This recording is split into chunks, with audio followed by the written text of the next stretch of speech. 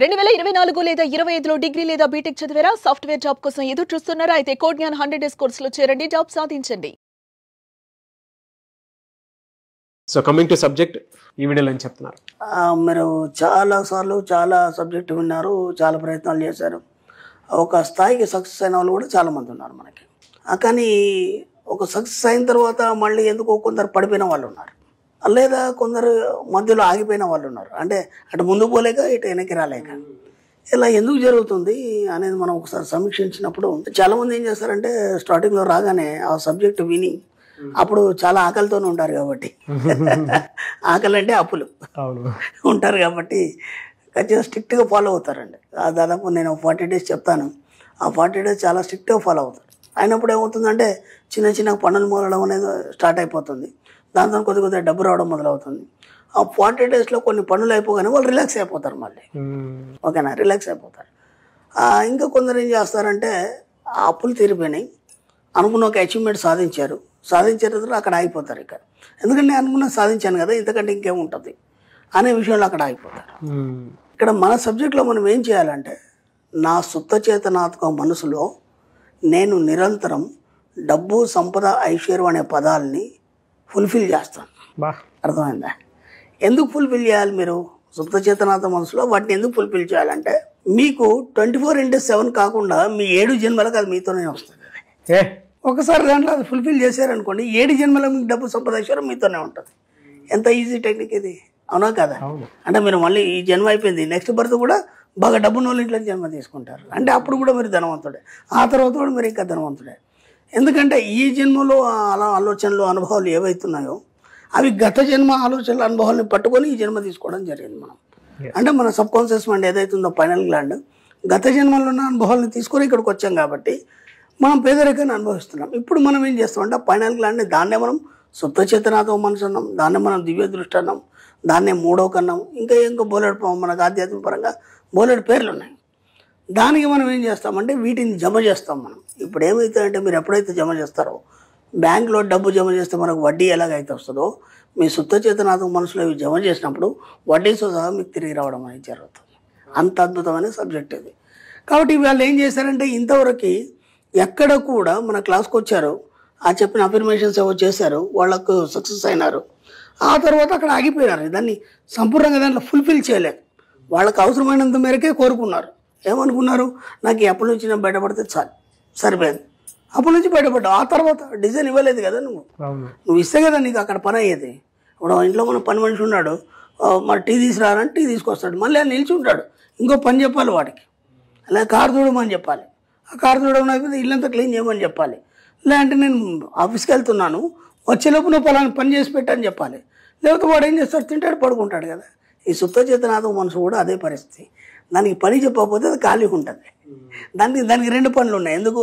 మీ లైఫ్ని కంటిన్యూ నడిపించాలి, జీర్ణక్రియలు చేయాలి, శ్వాస పీల్చుకోవాలి, నీ ఆర్గన్స్ అన్నింటిని మెయింటైన్ చేయాలి. అది తప్ప ఇంకా వేరే పని లేదు. దానికి అదనంగా మనం ఏం చేస్తామంటే ఈ పని పెడతాం మనం. అప్పుడు కదా అది దాని మీదే పడి దాన్ని ఆకలింపు చేసుకొని అలాగే దాని లోపల ఫిక్స్ చేసుకొని మీకు నెక్స్ట్ బర్త్ కూడా మీకు డబ్బు, సంపద, ఐశ్వర్యాన్ని లోటు లేకుండా ఇవ్వడం జరుగుతుంది. అందుకని ఏమవుతుందంటే, మీరు ఫుల్ఫిల్ చేయడం లేదు ఈ పదాలతో. మీ సుప్త చేతనాత్మక మనసులో డబ్బు, సంపద, ఐశ్వర్యం అనే పదాలని నింపండి. ఆ నింపనంత మట్టుకు ఏమవుతుందంటే, మీరు ఏదైతే చెప్పారో అంత మట్టుకే అయిపోతుంది.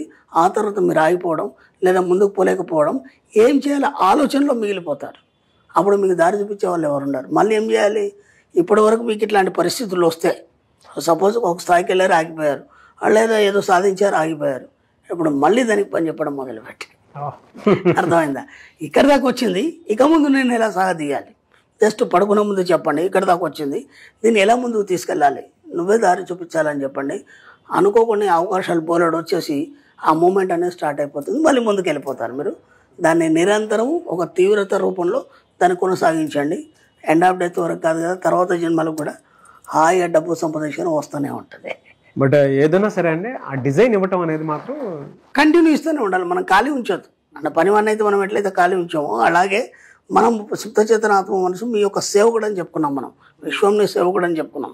దాన్నే విశ్వం అంటాం, ఇంకా అంతకంటే ఎక్కేం లేదు. కాబట్టి నిరంతరం మీరు పని చెప్తూనే ఉండాలి. ఎనీవేస్, అంటే మన దానికి సంబంధించినటువంటి వాటిల్లో సబ్ కాన్షియస్లో మనం ఏదైతే ఇస్తామో అది ఆటోమేటిక్గా డిజైన్ బయటికి రావడానికి గొప్ప కాంటెంట్ ఏదైనా ఉంది అని అంటే అది మనీ మంత్ర సబ్జెక్ట్ అని చెప్పేసి చెప్తాం మనం. The same time sir spiritual language ఒకటి ఉంటుంది. కొన్ని కళ్ళతో మనం చూడలేనివి లోపల అంతర్మథనంతో మనం చూసేస్తాము, అంతర్గతంగా మనం చూసేస్తాము. స్పిరిచువల్లో అతి గొప్ప క్వాలిటీ. సైన్స్లో ఏంటి అని అంటే మనం కళ్ళతో చూసేది నమ్ముతాము, బట్ ఇందులో మన సబ్జెక్టులు ఏంటంటే మనం నమ్మిన తర్వాత ఆటోమేటిక్గా చూస్తాము. అది బాగా చెప్పారు. నేను దీనికి కూడా నేను ఇంతకుముందు గతంలో చెప్పాను, కొన్ని అద్భుతమైన వస్తువులు మనం చూడలేము. ఇప్పుడు మీరు అన్నట్టుగానే మన పురాణాల్లో కొన్ని ఉంటాయి, హంసలు, ఐరావతం, తెల్లని ఏనుగు ఎక్కడ కనిపిస్తుంది మనకి, నల్లని నూనె చూసాం, అవునా కదా. క్రౌంచ పక్షులు, ఓకేనా, అప్సరసలు, దేవదూతలు, ఇవన్నీ కూడా మనం చూడలేము, విన్నాం కానీ చూడలేము. ఎందుకు చూడలేమంటే నీ కంటికి ఆనవాలి. అంటే నువ్వు ఉన్నటువంటి డైమెన్షన్లో నీ కంటికి ఆనకుండా అవి ఇంకొక లోకంలో ఉన్నాయి.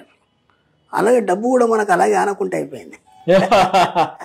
దీన్ని కూడా వాటితోనే మనం పోల్చుకొని, అమ్మో డబ్బు అంటే బాగా ధనవంతుల దగ్గరనే ఉంటుంది, అది మన దగ్గరికి రాదు, అంటే ఇది ఒక అద్భుతమైన వస్తువు డబ్బు అనేది, కాబట్టి దాన్ని గొప్పగా చూడాలనుకున్నప్పుడు మీ దగ్గరికి రాదు, మీకు దొరకదు అది.